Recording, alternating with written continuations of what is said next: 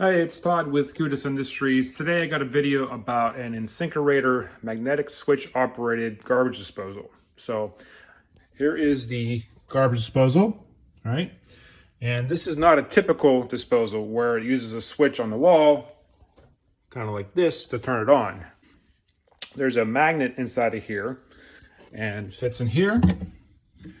And then underneath the sink, right here, that's your actual switch. So when the magnet comes in contact with that, you rotate it, it turns the disposal on. Here we go. The magnet won't fit anymore inside of here. This is supposed to go in there and turn, but it won't fit. The reason why this doesn't fit is because you could see here, the plastic is cracked. So the magnet's encased in plastic, and when this cracked, water got in there, it caused the magnet to rust and the steel to rust, which expanded the outside diameter of these tabs. When that happened, it couldn't fit anymore into the sink. So I went to Amazon and got myself a new Insinkerator stopper and tried it out. Here we go.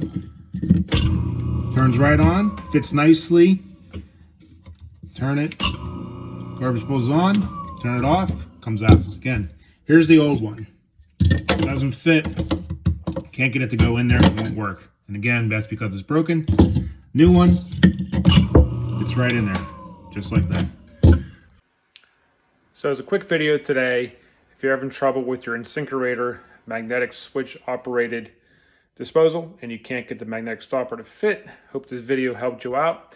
Please like it if you do, subscribe to the channel, and we'll see you on the next one. Thanks.